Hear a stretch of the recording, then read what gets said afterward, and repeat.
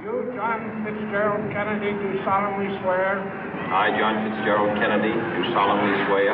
That you will faithfully execute the office of President of the United States. That I will faithfully execute the office of President of the United States.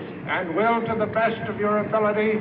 And will, to the best of my ability. Preserve, protect, and defend the Constitution of the United States. Preserve, protect, and defend the Constitution of the United States. So help you God. So help me God.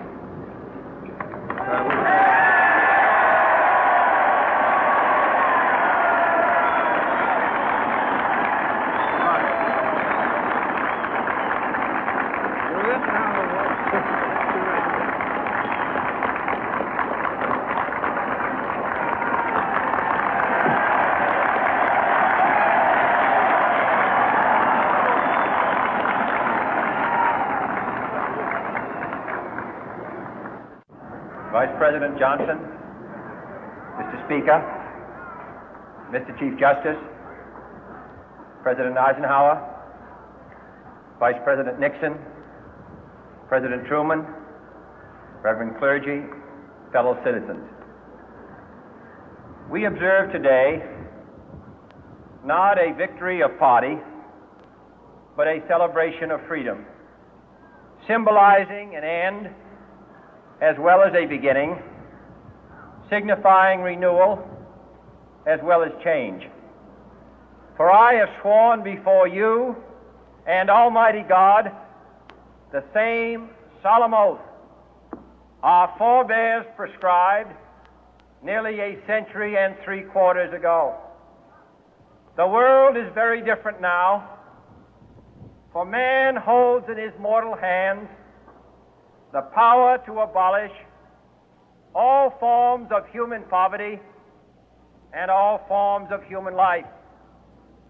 And yet the same revolutionary beliefs for which our forebears fought are still at issue around the globe. The belief that the rights of man come not from the generosity of the state, but from the hand of God. We dare not forget today that we are the heirs of that first revolution. Let the word go forth from this time and place to friend and foe alike that the torch has been passed to a new generation of Americans born in this century, tempered by war, disciplined by a hard and bitter peace, proud of our ancient heritage, and unwilling to witness or permit the slow undoing of those human rights to which this nation has always been committed and to which we are committed today at home and around the world.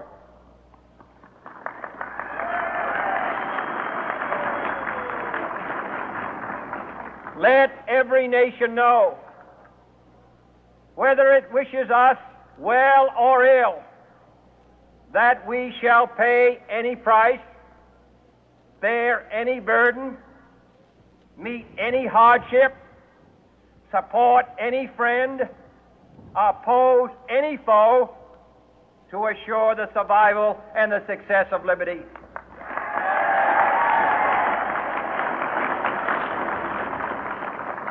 This much we pledge and more.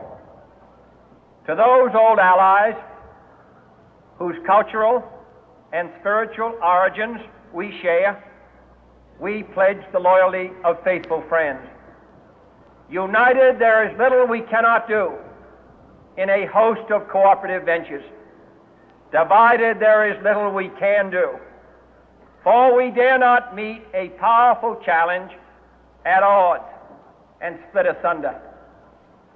To those new states whom we welcome to the ranks of the free, we pledge our word that one form of colonial control shall not have passed away, merely to be replaced by a far more iron tyranny. We shall not always expect to find them supporting our view, but we shall always hope to find them strongly supporting their own freedom, and to remember that in the past, those who foolishly sought power by riding the back of the tiger ended up inside.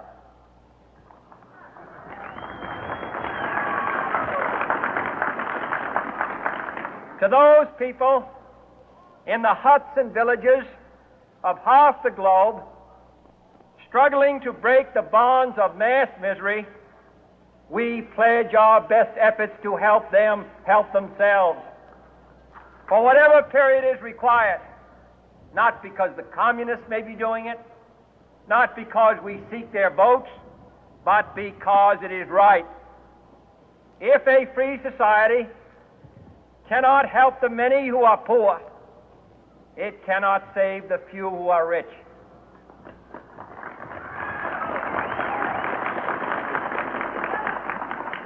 To our sister republics south of our border, we offer a special pledge to convert our good words into good deeds, in a new alliance for progress, to assist free men and free governments in casting off the chains of poverty. But this peaceful revolution of hope cannot become the prey of hostile powers.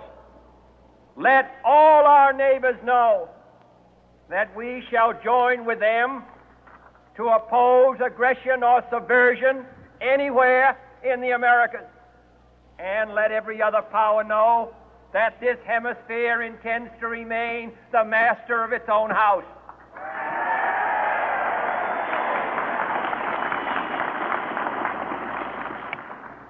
To that World Assembly of Sovereign States, the United Nations, our last best hope, in an age where the instruments of war have far outpaced the instruments of peace, we renew our pledge of support to prevent it from becoming merely a forum for invective, to strengthen its shield of the new and the weak, and to enlarge the area in which its writ may run.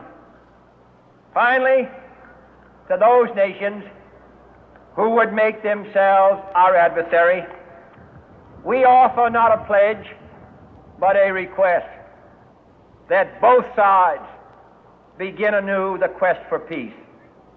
Before the dark powers of destruction, unleashed by science, engulf all humanity in planned or accidental self-destruction, we dare not tempt them with weakness, for only when our arms are sufficient beyond doubt can we be certain beyond doubt that they will never be employed.